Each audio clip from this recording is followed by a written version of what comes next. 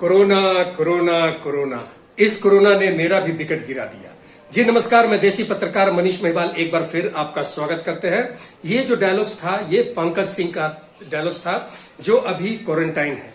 ये corona positive निकले हैं और अपने घर में आराम कर रहे हैं, अपने हिसाब से अपने परिवार को देखते हुए, अपने बच्चों को देखते हुए एक छोटे से रूम में पैक है, जिनका बातचीत हम आपको सुनाएंगे। वहां जाने से पहले हम आपको बता दें, आज भी हमारे साथ ये लोक पंच के अध्यक्ष राम कुमार जी हैं, डॉक्टर संजय हैं। इनसे भी थोड़ा सा हम राय लेंगे और ये जानेंगे कि कहां तक उचित है एक घर में क्वारंटाइन रहना। आइए राम कुमार भैया, ये हमारे रंगकर्मी हैं पंकज सिंह जी, घर में है, क्या कहते हैं, कहां तक ये अपने आप को ठीक ठाक रख पा रहे होंगे? देखिए, इसके बारे में तो डॉक्टर साहब हमारे बगल बैठे हुए हैं, बेहतर तरीके से बता सकते हैं। लेकिन आम जो समझ है कि अगर कोरोना पॉजिटिव आप हैं और बहुत ज़्यादा तकलीफ नहीं है तो घर में आप 14 दिन क्वारंटाइन रहें और रहना चाहिए। और लगता है कि परेशानी हो रहा है, कुछ ज़्यादा तकलीफ हो रहा है, तो फिर अच्छे हॉस्पिटल में अच्छे डॉक्टर के बीच में जा करके अपना इलाज कराना चाहिए। जी चलिए, अब ये इसके एक्सपर्ट डॉक्टर साहब, डॉक्टर संजय, पहली बार देसी पत्रकार मनीष महिवाल में आपका स्वागत है। नमस्कार, मैं डॉक्टर संजय बोल रहा हूँ। संजय सर हमारे एक मित्र हैं, रंगकर्मी हैं, कलाकार हैं और रेलवे के स्टाफ भी है। आज के दिन में वो पिछले 8-9 दिनों से ये क्वारंटाइन है, घर में रह रहे हैं। कहाँ तक उचित है? हॉस्पिटल के बजाय लोग घर में हैं।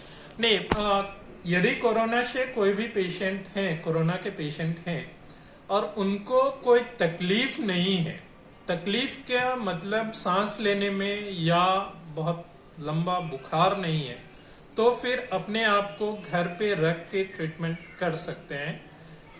और यदि पेशेंट को, यदि किसी मरीज को सांस लेने में दिक्कत हो या फिर उनको फीवर लगातार बना रहे, बुखार लगातार बना रहे, तो ये उचित रहेगा कि वो किसी एक्सपर्ट डॉक्टर से मिल के उनसे सलाह लें। और जो डॉक्टर बोलते हैं, यदि बोलते हैं कि आपका इलाज घर पे संभव है तो घर पे रहें, यदि बोलते हैं कि नहीं आपको हॉस्पिटलाइज होना पड़ेगा और हॉस्पिटल में रह के इलाज होगा, तो उन्हें हॉस्पिटलाइज होना चाहिए। चलिए, धन्यवाद डॉक्टर साहब। अभी मैंने इनसे, पंकज जी से रिक्वेस्ट किया था कि आप जिस तरह अपने घर में रह रहे हैं, प्लीज अपना वीडियो हमें साझा करें, जिसके कारण और भी लोग जो क्वारंटाइन है, घर में हैं, या लग रहा है कि हम कोरोना पॉजिटिव है, वो डरे नहीं। किस हिम्मत से, किस दिलेरी से आप घर में रह रहे हैं, ये हम जानना चाहते थे।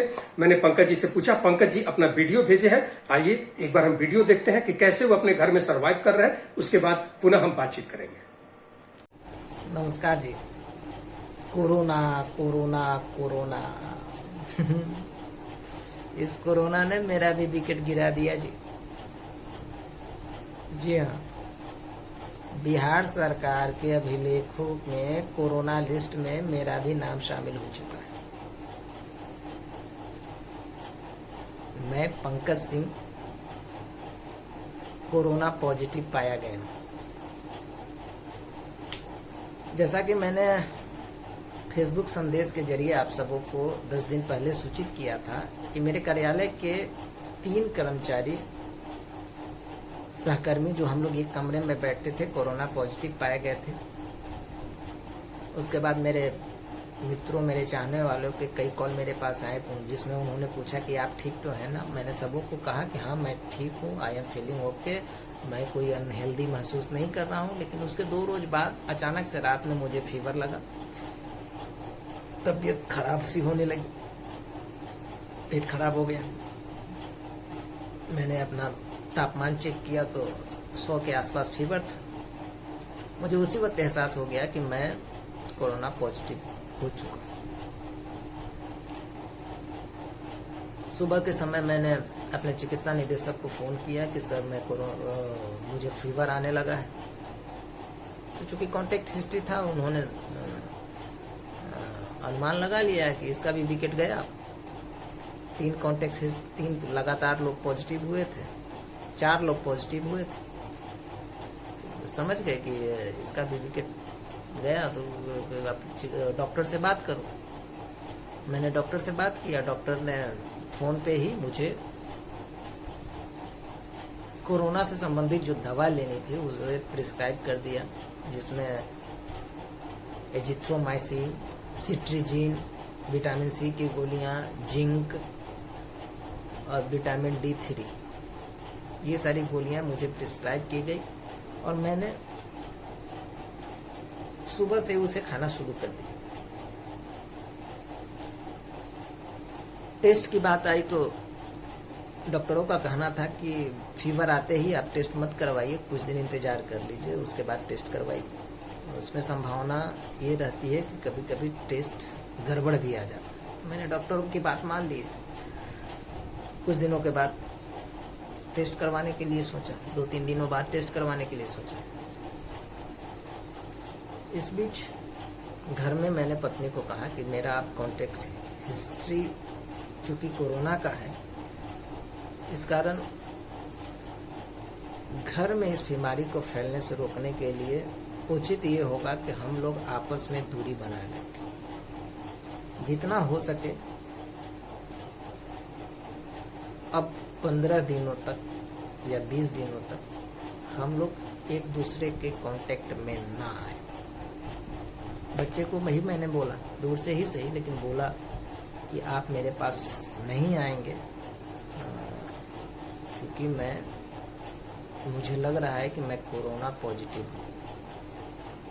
अब ये बोल देने से तो मामला खत्म नहीं हो जाता। छोटा बच्चा है तो वो कभी भी भूल जाएगा, वापस आ जाएगा। तो मेरे मन में वहाँ चल रहा था कि क्या किया जाए। पत्नी को मैंने फिर से बोला कि आप जो टीवी वाला रूम है उसका टीवी जो है अगले रूम में ले जाएं और वो रूम आप हमको दे दें और उसको जो दरवाज़ा है उसको बंद कर दें। एक दरवाज़ा जो पीछे नज़र आ रहा है, मैं इसी से आऊँगा जाऊँगा, अपना काम करूँगा, अपना इसी में मैं 24 घंटा पैक रहूँगा। उसने मेहनत किया, ये रूम मेरे लायक बना दिया गया। खाने का जब समय आता है तो मैं दरवाज़ा खोल करके अपनी थाली दरवाजे पे रख देता हूँ। उधर से वो खाना दे देती है, चिल्लाती है खाना रखा हुआ है। मैं दरवाज़ा धीरे से खोलता हूँ, थाली अंदर खींच लेता हूँ, खाता हूँ। फिर खा करके जब थाली धोने का समय आता है तो मैं चिल्लाता हूँ, भागो। लोग भाग जाते हैं। फिर मैं वो नल पे जा करके थाली वाली धो करके फिर अंदर आ जाता हूँ। जैसे ही अंदर आता हूँ तो अंदर का मूवमेंट फिर बाहर जाता है, बच्चे लोग बाहर निकल जाते हैं। तो यही सिलसिला अभी चल रहा है। अब ऐसे परिस्थिति में एक डर ये भी सताता है कि कहीं कोई चूक हमसे ना हो जाए। कोशिश तो कर रहे हैं लेकिन कोई ऐसी चूक ना हो जाए जिससे अपने तो पीड़ित हैं, परिवार के अन्य सदस्य भी पीड़ित ना हो जाए। लेकिन ईश्वर है, कर्म तो कर रहे हैं। कर्म जब कर रहे हैं तो फल भी उसी अनुरूप मिलना है। अपने आप से तो कोशिश भरपूर है कि अपने परिवार के किसी सदस्य को हमसे ये बीमारी ना फैले। घर में भी रहते हैं। अभी ये वीडियो शूट करने के हिसाब से मैंने अपना मास्क खोल दिया है, लेकिन घर में जब भी रहते हैं तो मास्क लगा के ही रहते हैं। अंदर इस बंद कमरे में भी मास्क लगा के ही रहते हैं, ताकि मुझे ऐसा लगता है कि मेरे द्वारा छोड़ा गया हवा कहीं घर के वातावरण में न प्रवेश करे। तो कोशिश करते हैं कि मास्क वगैरह लगा के रखें। तो इस बीच मनीष भाई का कॉल आया। उन्होंने हालचाल पूछा तो मेरे मुंह से निकल गया कि हालचाल तो गड़बड़ है भाई। क्यों, क्या हुआ? कोरोना पॉजिटिव पाए गए हैं। अरे कोरोना पॉजिटिव जी? अरे पंकज भाई, तो आप ऐसा कीजिए, आप कैसा महसूस कर रहे हैं, वीडियो बना करके एक शूट कीजिए। तो कि इस हालत में कि हाँ, इस हालत में क्या कुछ कर रहे हैं ये तो जानकारी होना चाहिए। कैसे आपका इस बीच जीवन चल रहा है इसकी जानकारी तो होनी चाहिए। तो मैंने कहा कि ठीक है, अपना अनुभव जरूर हम आपसे शेयर करेंगे। अभी जो मैं पीड़ित होने के बाद जो कुछ कर रहा हूँ वो चीज़ मैं शेयर करना चाहता हूँ। और जबकि कोरोना संक्रमित होने से पहले मैं कोरोना के प्रति बेहद भयभीत। कोरोना मतलब मौत। मीडिया में 4 महीनों से जिस हिसाब से हल्ला हंगामा किया गया था, मेरे मनोमस्तिष्क में भी ये बातें घर कर गई थी कि कोरोना मतलब मौत। लेकिन विगत 7-8 दिनों में जो मैंने महसूस किया, मुझे एहसास ही नहीं हुआ कि कोरोना होता क्या। मैं डिफरेंशिएट नहीं कर पाया कि ये कोरोना बीमारी होता किस तरह। मुझे कुछ एहसास ही नहीं हुआ। जब एहसास ही नहीं हुआ तो फिर ये समाज में भय कैसे? ये कोरोना के प्रति इतना पैनिक क्रिएट करने की आवश्यकता क्या है? मैं जब अपने आप पे महसूस करता हूं तो मेरे जैसे हिंदुस्तान में कई मरीज होंगे, कितने सारे मरीज होंगे। व्यक्तिगत तौर पे मैं ही नहीं हूं, कितने सारे मरीज होंगे जो कोरोना का कब आया कब चला गया उनका इस बात का उन्हें एहसास तक नहीं हुआ। तो ये जो पॉजिटिव बातें हैं ये भी तो समाज में जानी चाहिए कि कोरोना कोरोना कोरोना कोरोना केवल समाज के मीडिया वाले चिल्लाते रहे। नेगेटिव चीजों के साथ पॉजिटिव बातें भी समाज को बताई जानी चाहिए।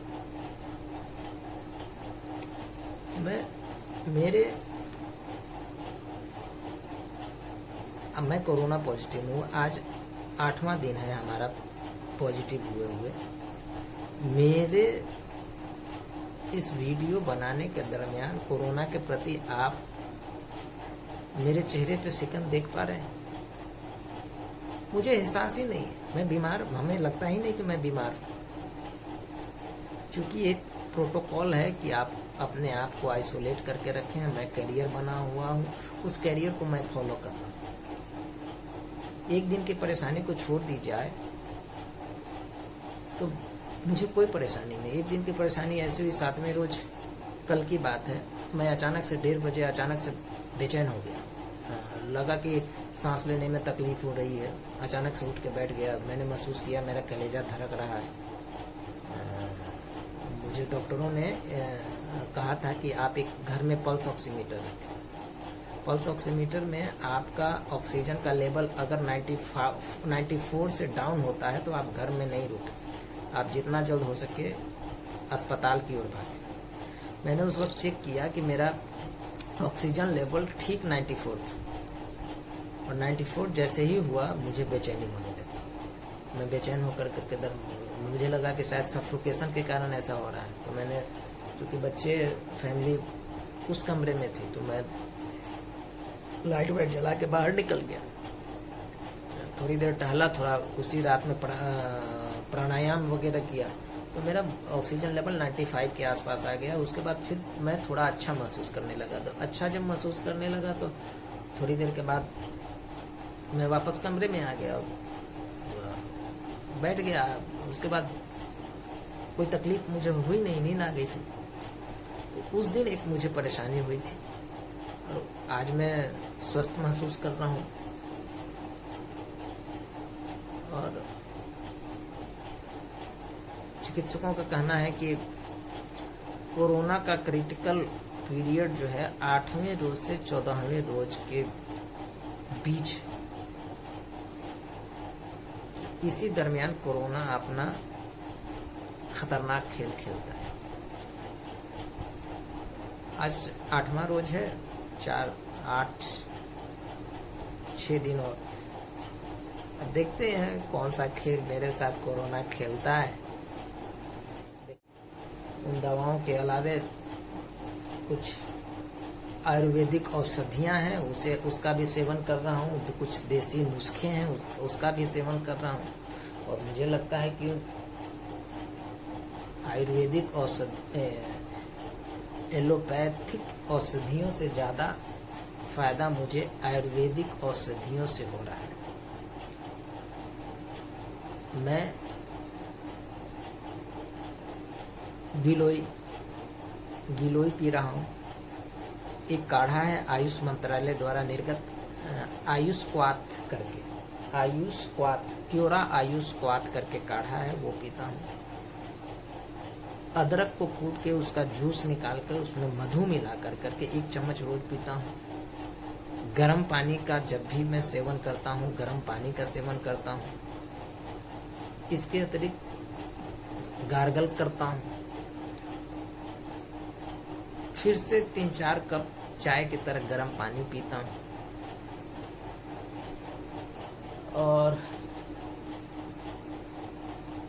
मास्क, घर में मास्क लगा के रखता हूँ, हाथ को सैनिटाइज करके रखता हूँ। अब मेरे घर में एक ही बाथरूम है, अब उसी का यूज करना पड़ता है। मैंने एक हमारे चिकित्सक ने राय दी कि अब चूंकि एक ही बाथरूम है तो आप ऐसा कीजिए कि जब भी बाथरूम जाइए तो ब्लीच डाल के निकलिए। तो मैं वो भी कर रहा हूँ कि जब भी बाथरूम जाता हूँ तो ब्लीच डाल के निकलता हूँ। तब इस दिशा में कर्म तो कर रहे हैं, फल भी ईश्वर के पास है, फल भी ईश्वर भी पॉजिटिव ही रिजल्ट देंगे। सबसे ज्यादा डर इस बात का है, बीमारी से मरने का भय तो नहीं है, लेकिन इस बात की पीड़ा सबसे ज्यादा है कि मैं अपने परिवार वालों को संक्रमित न कर दूं। ईश्वर से यही प्रार्थना रहेगी कि ईश्वर हमारे परिवार को हमसे संक्रमित न करे। बाकी मेरा शरीर अब प्रभु के लिए हाजिर है, मुझे तो संक्रमण हो ही चुका है, लेकिन परिवार के किसी सदस्य को संक्रमण मुझसे न फैले, यही ऊपर वाले से प्रार्थना रहेगी। इस बीच मनीष भाई ने फोन किया कि कैसे हैं, तो मैंने बताया कि मैं कोरोना संक्रमित हो चुका हूँ। तो उन्होंने बोला कि आप अपना अनुभव साझा करें, तो मैंने अपना अनुभव साझा किया है। स्वस्थ हो जाऊंगा मनीष भाई तो आपके देसी पत्रकार के लिए मैं अपना निगेटिव पॉजिटिव जो कुछ भी मेरा कॉन्सेप्ट डेवलप होगा मैं आपके साथ जरूर साझा करूंगा। फिलहाल मेरा ये वीडियो आपके देसी पत्रकार के लिए है, और जो मैंने अब तक फेस किया है उसका एग्जिस्ट मैंने आप सबों के समक्ष रखा है, आपके मीडिया के लिए रखा है। बाकी मेरे स्वस्थ होने के लिए दुआ कीजिए। बाकी ऑल इज वेल, और विश्वास है कि मैं स्वस्थ होके ही आप लोगों के पास लौटूंगा। मनीष भाई के चैनल देसी पत्रकार के लिए मेरे तरफ से ढेर सारी शुभकामनाएं। नमस्कार। जी हाँ दोस्तों, ये थे पंकज जी। पंकज भाई, हम आपको यही कहेंगे कि आप बहुत जल्दी रिकवर होंगे। हम सबों की ढेर सारी शुभकामनाएं हैं कि जिस मेहनत से, हिम्मत से और हौसले के साथ आप लगे हुए हैं, अब तक लगभग आपका 80% से अधिक समय निकल चुका है। ये 2-4 दिन और बचा हुआ है, आप उसको रिकवर कर लेंगे। इसी पर एक बार हम बात करेंगे राम कुमार जी से कि राम कुमार जी क्या कहते हैं, अभी जो आपने देखा जिस बहादुरी से ये लड़ रहे हैं, क्या लगता है? सबसे पंकज भाई हमारी शुभकामना है कि आप जल्द से जल्द स्वस्थ हो जाएंगे। और पंकज भाई और आपको और आपके जैसे जितने लोग हैं जो इस बीमारी से जूझ रहे हैं और लड़ रहे हैं, सबको हमारी तरफ से शुभकामना है कि आप जल्द से जल्द स्वस्थ हो। और एक मैं अपील करना चाहता हूं कि ऐसी कोरोना महामारी में बहुत लोग डरे समय हैं लोग, तो ऐसी स्थिति में जो कोरोना पॉजिटिव है उनके परिवार के लोग, उनके आस पड़ोसी लोग, उनके दोस्त रिश्तेदार, सबको भावनात्मक रूप से जुड़ना चाहिए और हौसला अफजाई करना चाहिए। उनसे दूरी बना के न रहें, उनको साथ मिले, बढ़े और मनोवैज्ञानिक रूप से उनको बूस्टअप करें, है ना। और इसी शुभकामना के साथ मैं आपको जल्द स्वस्थ होने की कामना करता हूँ। Thank you. चलिए, धन्यवाद राम कुमार जी। डॉक्टर साहब, आपने देखा किस बहादुरी से ये लड़का, हमारा मित्र, अभी तक लड़ रहा है कोरोना से। आप क्या कहते हैं? जी, पहले तो पंकज जी, आपको बहुत सारे शुभकामनाएं कि आप बहुत जल्दी रिकवर कर जाएं इस बीमारी से और पूरी तरह से स्वस्थ होके अपनी सर्विस दे सकें। दूसरी कि आप जैसे लोग जिस ढंग से घर पे कोरोना को मैनेज कर रहे हैं और सोशल प्लेटफॉर्म पे उसको शेयर कर रहे हैं, ये हमारे सोसाइटी के लिए बहुत ही दिशा देने वाली चीज रहेगी, जिससे कि आम लोग भी आपकी तरह कोरोना को हरा के नॉर्मल जिंदगी जी सके। धन्यवाद। चलिए, धन्यवाद डॉक्टर साहब। तो हमारे संस्था के अध्यक्ष राम कुमार जी, डॉक्टर संजय, सभी लोगों का शुभकामना आपके साथ है पंकज जी। और आपके साथ नहीं, आपके साथ जितने लोग हैं जो कोरोना पॉजिटिव हैं, जो सोच रहे हैं पता नहीं क्या होगा, उन सब के लिए देसी पत्रकार मनीष महिवाल लोकपंच परिवार की ओर से ढेर सारी शुभकामनाएं। जिस तरह पंकज जी लड़ रहे हैं, भिड़ रहे हैं और सफलता के करीब है, आप सब लड़िए और ये दिमाग से एकदम निकाल दीजिए कि कुछ उल्टा सीधा होगा। कुछ नहीं होगा। पंकज जी जो छोटे से रूम में छोटे छोटे बच्चों के बीच में किस तरह सर्वाइव कर रहे हैं, किस तरह लड़ रहे हैं, ये एक प्रेरणादायक वीडियो है। ये हम लोगों को समझना चाहिए और ये चीज हर लोगों को बताने के लिए इस वीडियो को आप लोग अधिक से अधिक शेयर करें, लोगों को बताएं, तभी हम सब मिलकर के इस महामारी से बाहर निकल सकते हैं।